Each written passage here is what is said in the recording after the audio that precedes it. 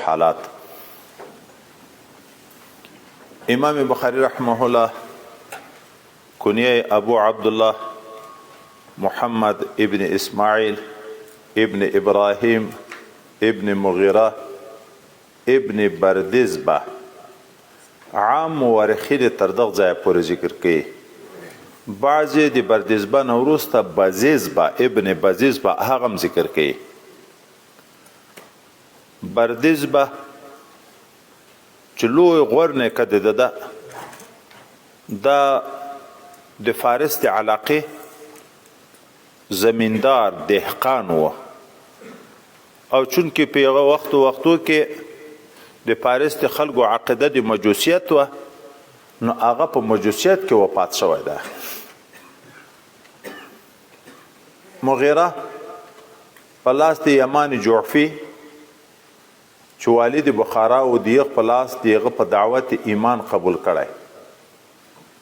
د ویلا د اسلام په حیثیت باندې هغه ته نسبت کیږي نو جعفي ورته ویلی کیږي.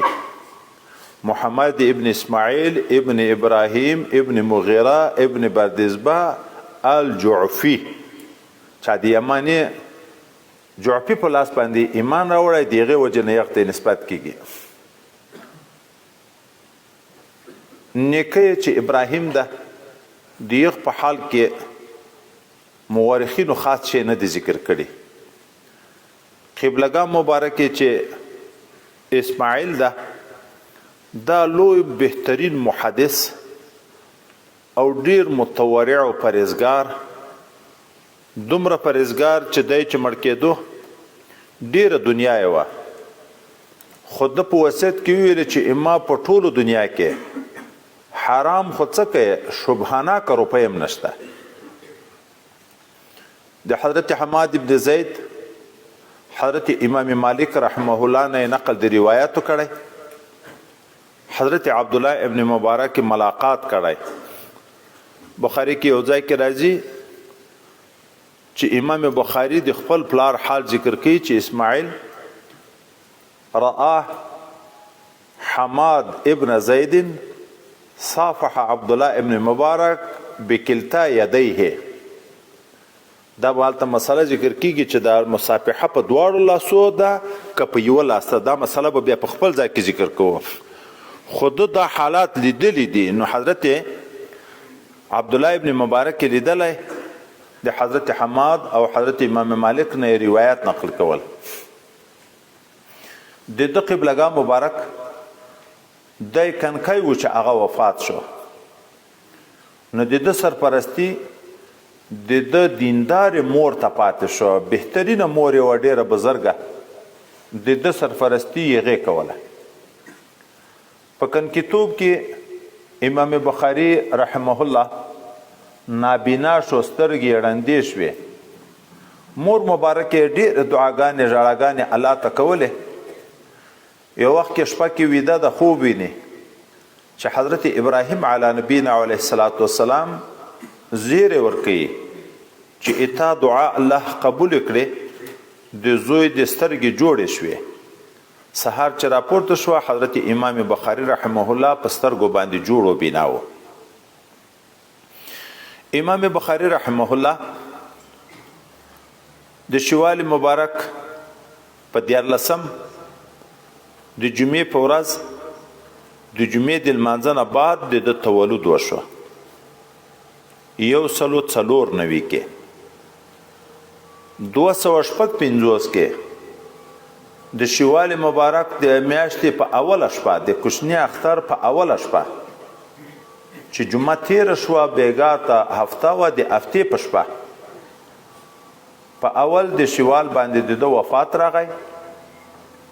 د اختر په ورځ د ماسپښین د لمانځه نه وروسته خرطوم علاقه کې خاورو ته وسپارل شو.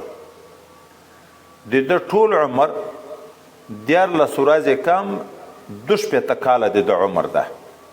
144 کې پیدا په 255 کې وفات، خو پیدایښت او د وفات میاشت یوه ده چې شوال ده. په 14 د شوال پیدا، په اول د شوال وفات. نو 14 ورځې کم شپېته کاله د عمر ده.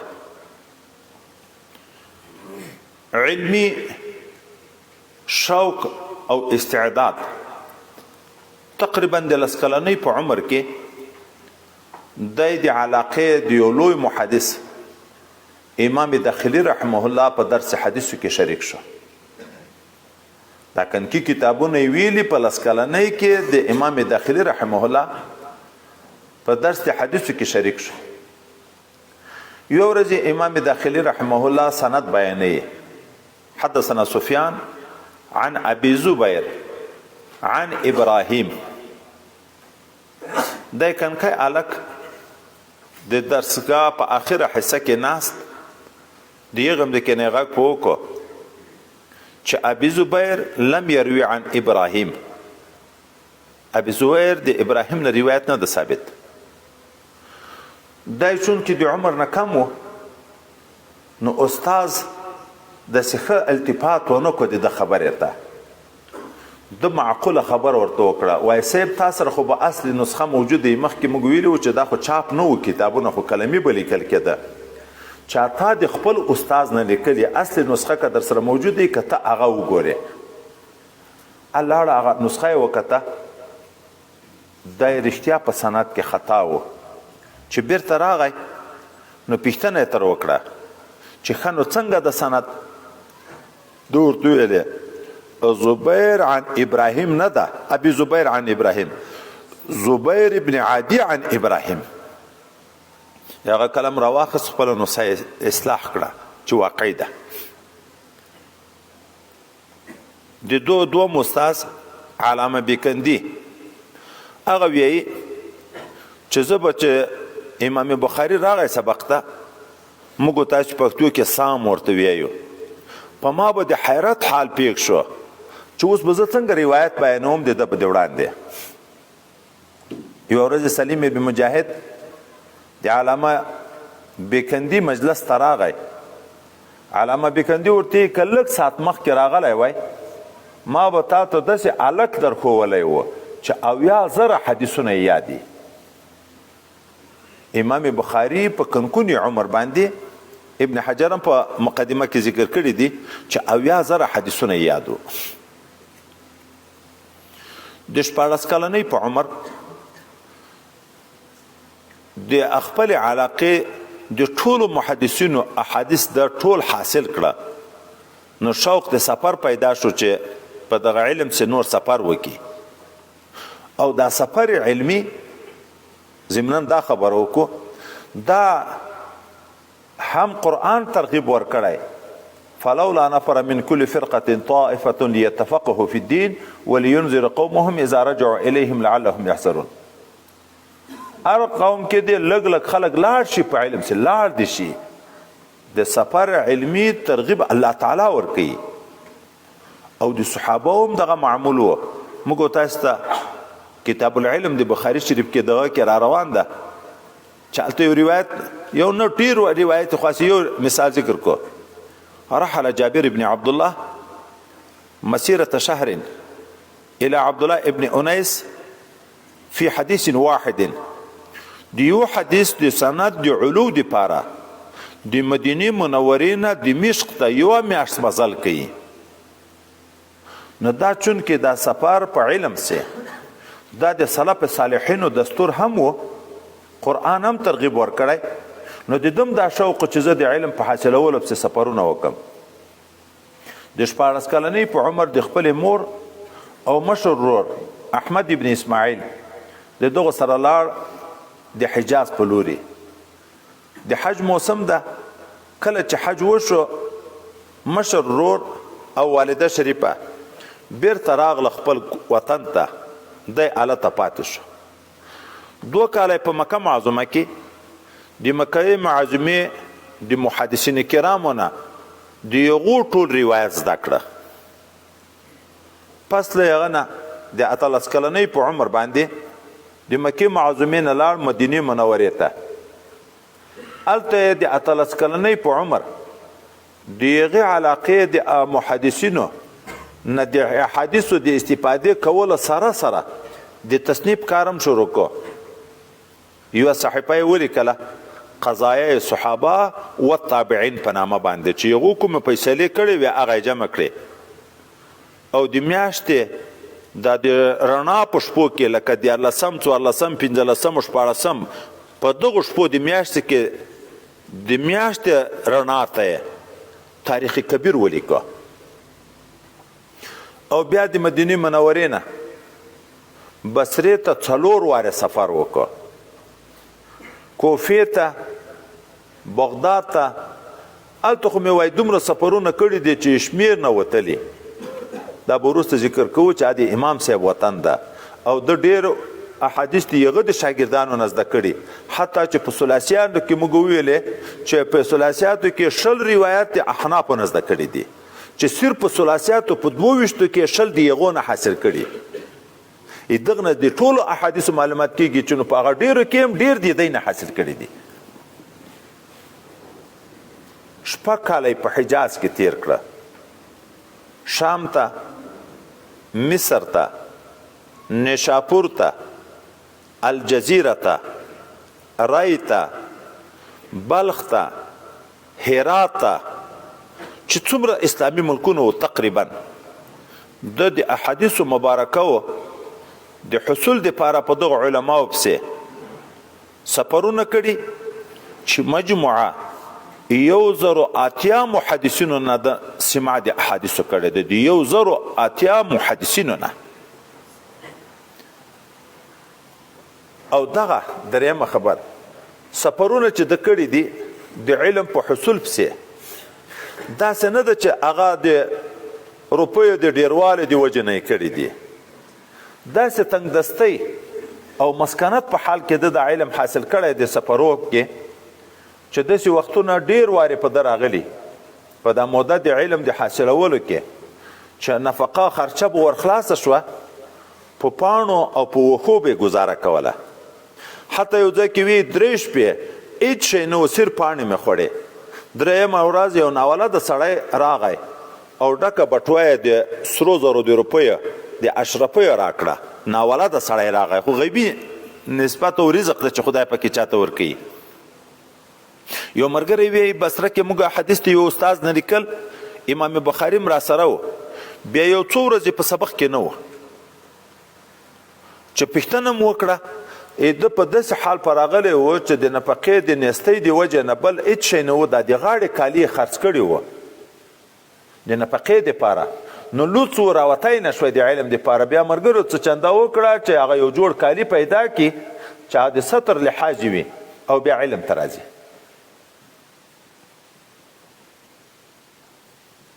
وای رښتیا خبره ده چې لا یستطاع العلم براحة الجسد علم په راحت بدن کې نه حاصلېږي تکلیفونه به سړی تېروي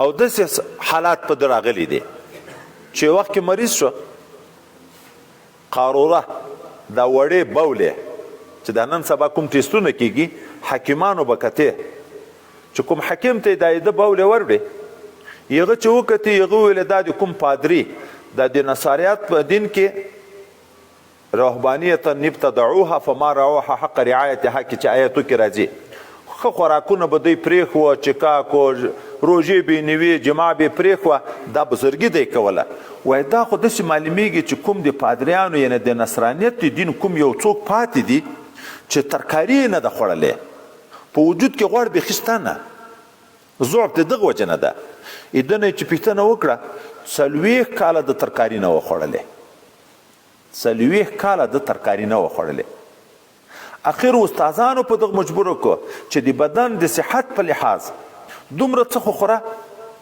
چې هغه د علم حصول او د علم اشاعت خدمت ته نه پاتې نشي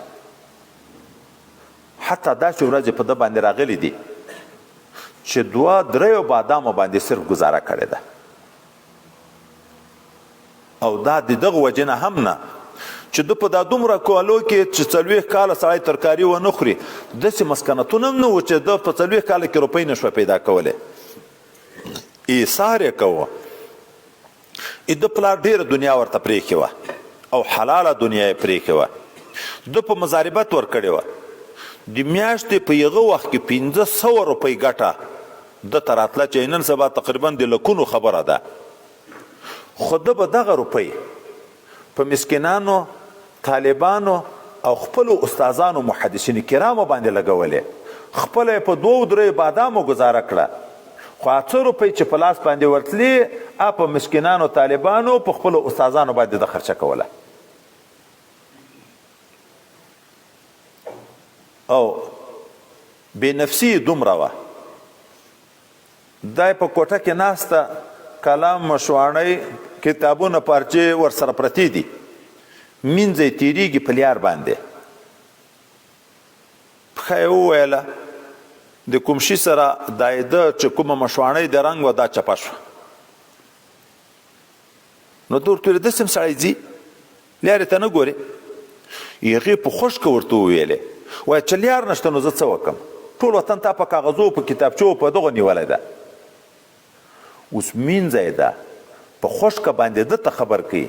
ده ورته ویلې ورځه ته آزاده یې لله، انت معتقد لله. چا ورته ویلې دې بې ادبي در سره وکړه او تا احسان ورسره وکړه، آزاده دې کړه. ده ویلې ما خپل نفس په دغه راضي کړه، یعنې نفس خو خفه شو په دې په خوشکه، خو د دې په آزادولو نفس اصلاح وکنه، د خدای طرف ته پام و چې په اعتاق د مسلمان غلام باندې خدای پاک د دغه معتق هر عضو د هغه د عضو په عوض کې هر عضو د اور د جهنم نه خلاصوي. که بې ادبي را سره وکړه، خو دا سبب شو د دخول د جنت لپاره، دا یې ازاده کړه، په هغه ځان زړه په دغه خوشحاله کړه. او وقار علمي، د علم څومره احترام کوه. په یو سفر باندې روان ده، 1000 اشرفۍ ورسره دي، په کشتۍ کې سپاره دي. یو سړی ډېر داسې ناسته ولاړه کې تعلق ورسره جوړ کړو، ورسره ناسته حالات سره بیان کړه. د حال ورته ویل چې ما سره 1000 اشرفۍ موجودې دي. بله ورځ د شپه تېره شوه، سهار په کشتۍ کې هغه سړي نارې کړې چې ما د 1000 اشرفیو بټوه همیاني دا چاره رغلا کړې ده. نو کشتۍ والا وویل چې تلاشي به وکړو. ده وایي په یو چل باندې هغه روپۍ واخیستې، دریاب ته یې واچولې. کله چې تلاشي وشوه، هېچا سره هم روپۍ نه شوې پیدا، دا د 1000 روپیو بټوه نه شوه پیدا. نو خلکو هغه سړی ملامت کړو چې دروغ ولې په خلکو باندې التزام کوي. کله چې د سفر نه د دریاب نه ووته، بیا یې هغه سړي پوښتنه تر وکړه چې هغه د 1000 روپیو اشرفۍ چې تا ویلې د ما سره دي، هغه دې څه کړې؟ ده ورته ویل هغه مې اوبو ته واچولې. ولې؟ خو تا دعوه د غلا وکړه. نو ما لکه ما سره پیدا شي، بیا خو زه د غله په نامه یادېږم. وایي نو دومره ډېرې روپۍ سړی ضایع کوي؟ ده ورته ویل د ما لویه سرمایه سقطوب ده په علم کې، چې ما روایاتو کې بیا جرح رانه شي، چې یو وارې فسق ثابت شي، غلا ثابت شي، اگر که حقیقت نشته، خو چې مشهور شي چې د غلا کړی او بیا خلک د ما نه روایت نقل کوي. اما لویه سرمایه هغه دغه ثقافت علمي ده.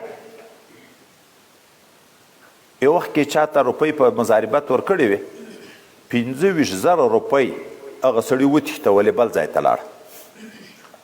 چا ده ته مشوره ورکړه چې د دغه علاقې د حاکم نه دا خو تا پیژنې، خط واخله د هغې علاقې په حاکم باندې. نو هغه حاکم ته چې د دغه حاکم خط وروړې، نو هغه به د تا نصرت وکړي، هغه د سړي نه به روپۍ درته واخلي په اسانه طریقه. ده ورته ویل نه، نن که زه د دغه حاکم نه خط واخلم د خپل دنیا د حاصلولو دپاره، سبا به بیا دی د ما په دین کې مداخله وکړي. د علماو چې د حکومت سره تعلق راغی، بیا غټ امتحانونه موږ تاسو سره روان ده په دغه علماو راځي. حاکم ظالم ده، فیصلې د ظلم کې. دغه مولوي صاحب چې د ده په دربار کې اوسیږي، بیا به د ده نه فتوا غواړي. که هغه د ده د ظلم تایید کوي په فتوا کې چې حق ده، آخرت لاړ برباد شو. که مخالفت کوي، دنیا یې بربادیږي. پاچا یې چې دا دومره کومکونه مې در سره کړاسې مې کړه، خو یا به یې بندي کوي، یا به یې ویي، یا به یې مړ کوي. په هر صورت کې په یو امتحان کې واقع کیږي. نو زه چې نن د وسیله کم د دنیا دپاره بیا به دی د ما په دین کې مداخله کوي. د ده شاګرد وایي زه په سفر کې ورسره یم، د شپې امام بخاري رحمه الله د 15 وارو نه تر 100 وارو پورې به په شپه کې جګېدو. یوه ورځ نه، په دا ټول سفر کې چې زه ورسره یم 15 واره کم مقدار، 100 لوی مقدار. جګ به شو، چراغ به بل کو، پخوا خو شیطان چراغونه و. بیا به هغه لیکلي احادیث چې په کومه رجسټر او کتابچه کې لیکلي وو یو وارې به په دغو نظر تیر کو چې رانه ویر نشي. بیا به ویده شو 15 نه تر 100 وارو پورې. چې کله به د آخري پیشلمي وخت شو بیا به یې پس د هغه نه تهجد کول. و یوه ورځ ما ورته وویلې چې ته دومره تکلیف تیرې 15 نه تر 100 وارو پورې جګېږي، بیا په خپله دغه اور بلایې، چراغ بلایې، دا ستړی کوې، خو په ماغه کوه، شاګرد یم، خادم دیم، دا خو به زه درته کم. دوی ویلې نه ته ځوان یې، زه دا نه غواړم چې د تا خوب خراب کم. دا خو بیا د علم بې قدري کیږي چې شاګرد د استاز نه تنګ شي. د استاز قدر لاړ خو د استاز د علم قدر لاړ. نو زه دا نه غواړم چې په تا باندې د تا خوب خراب کم. او دته خدای پاک څومره قوت د حافظې ورکړی و. حاشد ابن اسماعیل وی موږ لاړو یو علاقې ته د یو استاز نه حدیث لیکو. نور طالبان کلم و کاغذ ورسره یې، استاز حدیث بیانوي هغه یې لیکي، خو یې ده سره نه وي. څو شپې دغسې عمل راغی. اخر ملګریو ده ته خوشکې شروع کړې چې عمر ولې بربادی، راغلی کور دې پرېښی ده، مسافر یې، او لیکل نه کې. چې ډېر یې تنګ کړو ده ته خوشکه ورغله، وایي راواخلئ دا یې تاسې لیکل. نو حاشد ابن اسماعیل 15,000 روایت موږ لیکلي وو په دغو شپو کې. دا 15,000 روایت وایي دا موږ رجسټر ته ګورو ده په یاد شروع کړه د سندو د متن سره. حتی چې هغه چا لیکلي وو هغو نه خطایي راغلې وې، بیرته یې د ده د حفظ نه اصلاح وکړه. ده داسې صحیح یاد و چې هغو ته خپله خطایي معلومه شوه او اصلاح د خپلو رجسټرو د هغه رسالو د ده د حفظ نه وکړه. په هر ویلو بس یاد، لکه دا ټیپ ریکارډ چې شاید ټایپ کوي بس لاړ ثبت شي. یو وخت کې د ده د حفظ خبرې ډېرې مشهورې شوې، نو دی بصرې ته لاړ. د هغه علاقې علماو امتحان اخیست، 10 علما ورته په اتفاق شوه هر عالم ته 10 حدیث ورکړه چې ته به په دغو کې پوښتنه کوې. خو خبره دا ده چې په حدیثو کې تغییر وکړئ، قلب وکړئ، مقلوب روایت مخکې شاته کوي، شاته مخته کوي، سند کې تقدیم و تاخیر وکړئ چې صحیح سندونه او صحیح متن نشي سره پاتې. لویه اجتماع د خلک راټول دي چې د امام بخاري نه امتحان اخیستی کیږي. دغه مولوي صاحب اول حدیث برته بیان کو، سند یو بیان کو، متن بل. دا څنګه ده؟ دا یې ورته زه نه یم خبر. دوم بیان کو، دریم، څلورم، پنځم، 10 خپلې پوښتنې ټولې وکړه، دی لا عارفه ورته وي. بیا دوم لګیا شو، یغه 10 پوښتنې تر وکړه، دی هر یوه ته لا عارفه وایي. دا 10 کسانو 100 روایت. عام عوام چې په ناستو په دغه مجلس کې یغو دا خیال و چې دا خو هسې په ده پسې دا خبره مشهوره ده چې دی لوی عالم ده، دا خو په هېڅ نه ده خبر. خو کوم چې تکړه علما په دې پوهېده چې په دغه کې د ده یو څه حکمت شته، چې 100 روایت یې واورېده، ختم شو د هغو سوالونه، پس د هغه نه دی په جواب ورته لګیا شو. اوس د حفظ تعجب ځای دغه ده، ترتیبوار تا اول حدیث ګورې داسې پوښتنې، تا اول حدیث داسې وویلې، خو په دغه کې په سند کې دغه نقصان ده، قلب دې پکې وکړه، هغه راوي د یغ ځای نه د یغ ځای ته نقل کړی، هغه د یغ ځای ته نقل کړی، صحیح سند دا ده او متن دا ده. دوم روایت کې تا دا پوښتنه وکړه، دریمه دې دا وکړه، څلورمه دې دا وکړه، د هر یوه ته ترتیبوار په هغه طریقه چې دوی پوښتنې کړي دي، هغه د مخکې پوښتنې مخکې جواب ورکوي، د دومې دوم ورکوي. سره احادیث مقلوبه چې هغو کې دوی تغییر راوستلی و، هغه یې ټول صحیح سند سره ورته ذکر کړه. ابن حجر عسقلاني وی دا ځای د تعجب نه ده چې د احادیثو اصلاح او تصحیح وکړه، دی خو حافظ د احادیثو و. د تعجب ځای دا ده چې په دا یو وار ویلو یې هغه غلط سندونه چې دی غلط ورته ذکر کړه، په دا یو وار اورېدلو یې دغسې مرتب یاد شوه. داسې قوت حافظي خدای نعمت تعالی درته ورکړی. او د دې دپاره چې مخکې ابتدایي ورځو کې ما درته ویلې چې حافظه ډېره د ګناهو نه خرابېږي. د ګناهو سره دومره احتیاط کوه. دی وی چې یو وارې ما واورېده چې غیبت حرام ده. ګورې دا موږ طالبان ملایان ډېر په دغ لګیا یو. عوام په سودو لګیایي، په غلاو لګیایي، په قتلو لګیایي، په رشوتو لګیایي، دا نور عام خلک په یغه ګناه. خو تقریبا اکثره دغه جامعه طالب ملا دا په غیبت، یم د استاد په غیبت یا د بل طالب په غیبت یا د بل عالم په غیبت. دی وی ما چې یو وارې واورېده چې غیبت حرام ده، په ټول عمر مې بیا غیبت نه ده کړی. او زه امید لرم چې په قیامت کې به خدای پاک د ما سره په غیبت کې حساب ونه کړي. وای دا خو یو مثال ویلې، معنا دا ده هره ګناه چې یو وارې زه خبر شوی یم چې دا ګناه ده، یعنې علم چې حاصل کو مسلې راته معلومې شوې، خو معلومې خو په کنکونې لیا ورته معلومې شوې، ځکه په لس کلنۍ کې د استادانو اصلاح کوله، 14 کلنۍ کې د ټولو بخارا د محدثینو روایت به د یاد و، په کنکونې 80,000 حدیث د یاد و. نو دی وی ما چې کومې ګناه نه خبر شوی ما دا ګناه بیا نه ده کړې. ولې ګناه حافظه خرابوي. لکه حضرت امام شافعي رحمه الله چې هغه شعر چا را نقل کړی چې خپل استاد امام وکیع ته ویل چې حافظه مې کمزورې ده، هغه ورته ویله ګناه مې پرېږده. شکوت الى وکیع سوء حفظي فاوصاني الى ترك المعاصي. ګناه مې مکه. ولې؟ فإن العلم فضل من إله فإن العلم نور من إله. دواړه قسمه اقوال راغلي دي. علم یو نور ده او نور الله لا يعطى لعاصي. نور د خدای پاک نه ورکول کیږي عاصي ته. سفیان ابن عینه رحمه الله لوی محدث استاد د امام بخاری دغه ورسته یو ځای کې راځي، هغه وایي چې علم قیل و قال ته نه وایي، درس و تدریس ته علم نه وایي، وعظ و نصیحت ته علم نه وایي چې دا موږ دغه خلکو ته ډېر غټ ملایان وایي. علم نوم ده د خشیت الهی چې د چا په زړه کې د خدای نه ډار پیدا شو. ولی انما یخشى الله من عباده العلماء. یا علم نوم ده د یو نور د پاره چې په زړه د مسلمان کې پیدا کیږي چې په غسر حق او باطل پیژني، چې پیغمبر علی السلام اتقوا فراسه المؤمن فانه ينظر بنور الله. دا چې نن سبا کشف کې کمزوري دي، حضرت مفتی صاحب لیکلي وجه دا ده چې نفقې ګاډې وډې شوې او یو ګوله چې سړی حرام وکړي 40 شپې عبادت نه قبلېږي، نو نور به څنګه پیدا شي؟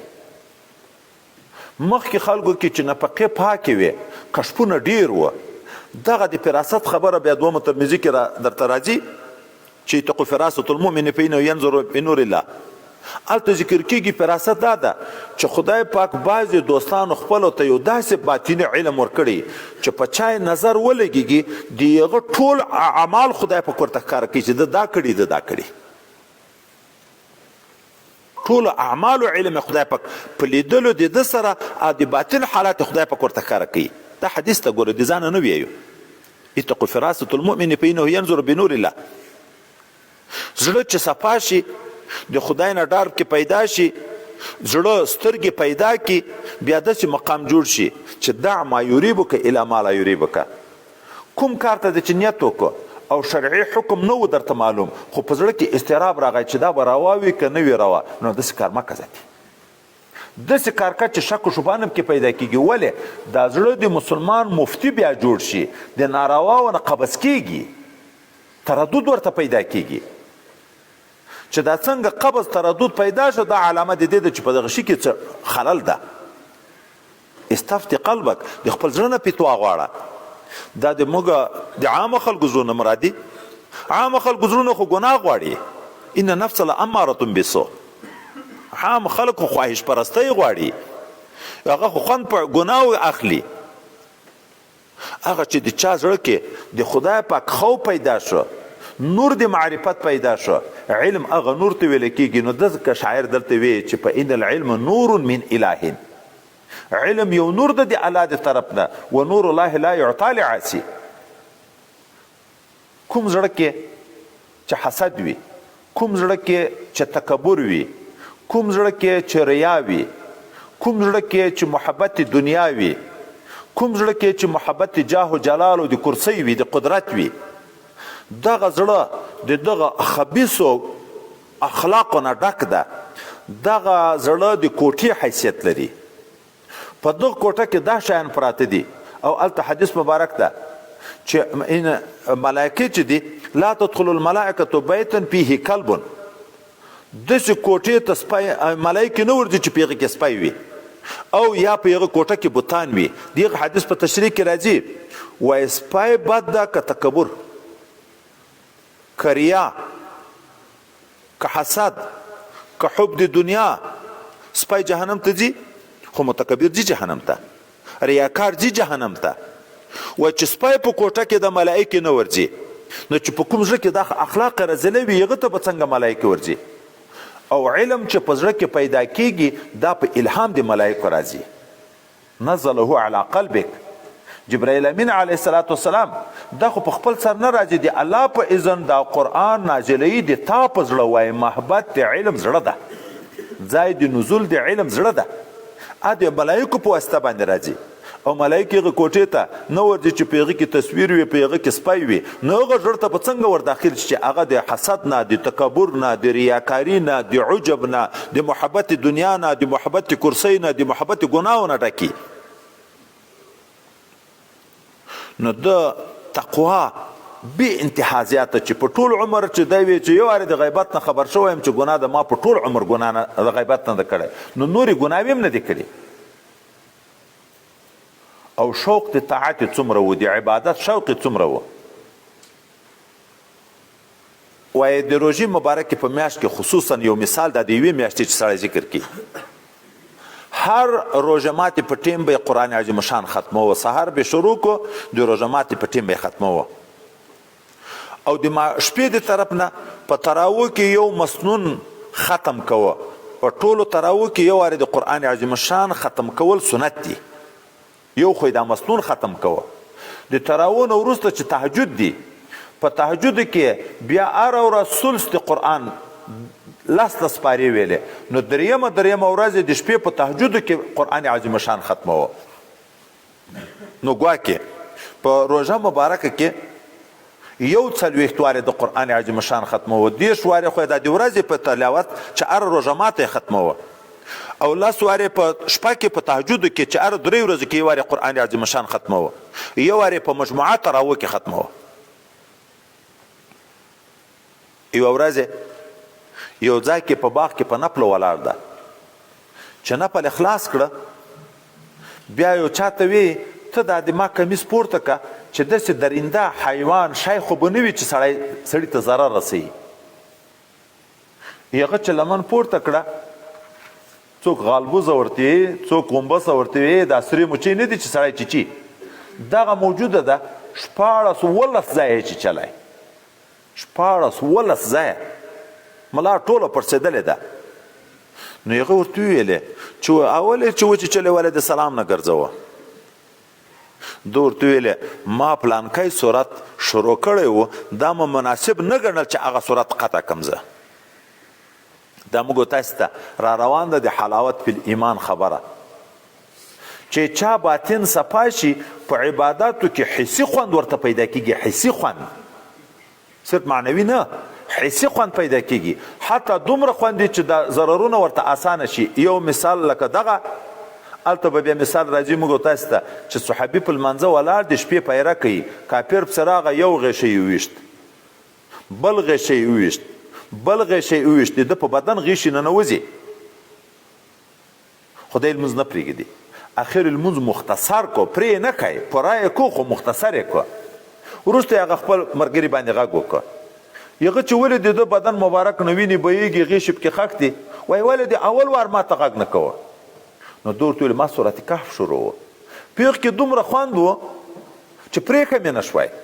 خو دا مختصر مې هم د دردو د وجې نه ده مختصر کړی په دغه وډار شوم چې داسې نه چې شاته نور کفار په پسې نبي کریم صلی الله علیه وسلم ته تکلیف ونه رسوي دا نور ځکه خو موږ خو په پیره ولاړ یو هغه ویده شوي دي اعتماد په موږ باندې ده که اوس موږ غږ ونه کړو کیدای شي هغو ته ضرر ورسېد هغو دپاره مې لمونځ مختصر کړه نو داسې حلاوت داسې خوند سړي ته په عبادت کې پیدا کیږي چې حلاوت حسي نور به بیا په بخاري او مسلم کې د دغه حدیث مبارک الله ته تشریح کوو نو د سره دومره شوق د طاعت د عبادت موجود چې 14 ځای غومبسه چیچي موچی او غالبوزه چیچي خدای لمونځ نه ترکوي په المانځه کې یو خوند ورته دا حضرت امام بخاري رحمه الله چې په دغه تکلیفو باندې کوم علم حاصل کړی د دغه علم ثمره په دنیا کې دا شوه چې د علماو په زړو کې خدای پاک دی محبوب کو داسې انداز قدر پیدا شو حضرت امام احمد بن حنبل رحمه الله د ده په باب کې وایي چې د ده غوندې انسان خراسان بل نه ده پیدا کړی ما اخرجت خراسان مثل محمد ابن اسماعیل لکه موږ تاسو پښتو کې مور داسې بل زوی نه ده زیږولی په ټول خراسان کې بل داسې انسان نشته لکه محمد ابن اسماعیل بخاري امام مسلم چې د ده شاګرد ده یوه ورځ راځي حضرت امام بخاري رحمه الله په دغه سر باندې ټنډه باندې مچوي بیا ورته وایي دعني اقبل رجلیک یا استاذ الاستاذین ویا سید المحدثین ویا طبیب الحدیث فی علله ما ته اجازه وکړه چې پښې دې مچ کم ای استاذ د استاذانو ای سردار د محدثینو او ای ماهر ډاکټر د مریضو احادیثو چې علل د احادیثو تا ته معلوم دي حضرت امام بکندی چې د ده استاذ ده دومره دی بیا په ګران شو خپل مسودې چې کوم کتابونه د لیکلي و احادیث ده ته یې حواله کړه ته دا د ما کتابونه وګوره ما په حدیثو په سند باندې نظر وکړه که په کوم ځای کې کوم نقصان و په هغه خط کش کړه بیا د هغه نه بعد استاذ به چې د حدیث بیانول هغه خپل مسودې ته به کته چې په کوم حدیث به خط کش شوی و نو ویلې به چې دا ځوان دا نه ده خوښ کړی او چې په کوم ځای باندې به هغه خط نه و کړی ده به ویل رضا به الفتا دا ځوان خوښ کړی ده یعنی خپل اعتماد په خپل علم نشته د شاګرد په علم باندې ده حافظ رجا وایي چې د ده فضیلت په نورو علماو د خپل وخت دومره ده لکه فضیلت رجالو علی النساء حضرت محمد ابن وراق وی چې لاندې تر څرمنې د اسمان په مخ د مځکې د ده په زمانه کې اعلم بالحدیث تر امام بخاري نشته محمد ابن یعقوب دورقي وی چې هذا فقیه اهل زماننا دا امام بخاري د موږ د زمانې او لوی فقیه ده حضرت محمد ابن بشار وی یو ورځ حضرت امام بخاري بصرې ته لاړ چې محمد ابن بشار خبر شو نو څه وی دخل اليوم سید الفقهاء د فقهاو سردار راغی نن د موږ وطن ته او مقبولیت اثر د عقبه په لحاظ دا ده چې دی شاګرد وی ما په خوب ولید چې مخ ته پیغمبر علیه السلام روان ده شاته دی روان ده چې پیغمبر علیه السلام په کوم ځای قدم ږدي دی بیا په هغه ځای ږدي اتباع سنت ته اشاره ده چې قدم په قدم د پیغمبر علیه السلام په نقشه باندې روان ده خو علامه فریبري وی د شپې خوب وینم زه روان یم حضرت نبی کریم صلی الله علیه وسلم په مخه راغی راته وی اين تريد چیرې ځې ما ورته ویل محمد ابن اسماعیل هغه لوی محدث محمد ابن اسماعیل ته ورځم حضرت پیغمبر علیه السلام راته خوب کې اقرئه مني السلام د ما سلام په هغه باندې وایه او کله چې حضرت امام بخاري رحمه الله په کومه شپه وفات شو په ډیره لرې علاقه کې یو عالم خوب ویني په دا قصه نه ده خبر چې حضرت پیغمبر علیه الصلاۃ والسلام او صحابه مبارکین منتظرین ولاړ دي. ما سلام ورواچو، پیغمبر علیه السلام جواب راکړ. دغه نه بعد مې پوښتنه تر وکړه چې یا رسول الله صلی الله علیه وسلم څنګه دلته منتظر یې؟ ده راته وویلې انتظر محمد بن اسماعیل، زه د امام بخاري انتظار کوم. دی وی چې یو څو شپې بعد زه چې خبر شوم د امام بخاري د مرګ نه، نو بعینه په هغه وخت کې هغه د اختر شپه چې د روح مبارک کې وفات قبض شوی و، په هغه شپه باندې ما دی په خوب ولید چې حضرت پیغمبر صلی الله علیه وسلم دی وی چې زه دته په انتظار یم. او اتباع سنت دومره پکې موجوده وه چې دا حدیث مبارک کې چې ویلې چې احتجم رسول الله صلی الله علیه وسلم واعطى ابا طیبه دینارا، حضرت ابو طیبه د پیغمبر علیه السلام بدن مبارک نو وینې ویستې، حجامت یې وکړه او بیا یې په اجرت کې 1 دینار ورکړه. نو دا یې دستي حاجم یې راوغوښت، حجامت یې وکړو، وینې یې وویسته او دستي 1 دینار ورکړه چې په دغه کې هم زه د پیغمبر علیه السلام په سنتو باندې برابر شم. او پیغمبر علیه السلام د کار د نشان د زده کولو حکم کړی، حدیث قولی ده. د دومره اندازه غیشي صحیح وشته چې په ټول عمر 2 وارې نشان تر خطا شوی. شاګرد وی یو ورځ په سفر روان یو په یو ځای کې نشان ولي، دا غیشه لار یو پل ده، دا پل لرګی یو خواته بلې خواته د مضبوطیا دپاره داسې میږوي، موږ میږوی ورته څوک میخ ورته د لرګي، دا یې ورسره ټکویلی دي چې دا پل ونه ښورېږي. دغه میږوی ولګېده، دا میخ ولګېده، نو په غیشي ولګېدو، مات شو، درز یې وکړه. نو شاګرد وی ما ته امام بخاري حکم وکړه چې دا د پل چښتن اوس پیدا که ورشه ورته ووایه چې اما نه په خطایي باندې د تا پل ته ضرر ورسېدو، نو اوس یا عوض وغواړه چې روپۍ درکم، یا ما پرېږده چې بیرته یې درته جوړ کم، دغه پل د سره بیرته جوړ کم په صحیح طریقه باندې چې خلل راغلی پکې، او یا مې معاف که چې آخرت ته د ما مشکل نشي پاتې. شاګرد چې ورغی هغه صاحب د پل ته دا قصه د امام بخاري رحمه الله ورته وکړه. نو ده ورته ویلې چې امام بخاري ته د ما سلام یې چې دغه خو مې درته معاف دی، خو د ما ټول جایداد تر تا قربان، پول خو څه کوې، دا میخ څه کوې، ما چې څومره جایداد ده، څومره مال مې ده، ټول په تا نه قربان، چې څه غواړې هغه به هم زه د تا خدمت وکړم. دا چې د بنده حق ډیر خطرناک ده، بنده معافي وکړه، د آخرت پیټی کم شو. امام بخاري دومره خوشحاله شو چې په دغه ورځ د ډیرې خوشحالۍ نه 400 احادیث طالبانو ته ویلې او 2000 روپۍ صدقه کړې چې د آخرت د پیټې نه خدای پاک زه خلاص کړم، د بنده د حق نه الله تعالی زه خلاص کړم.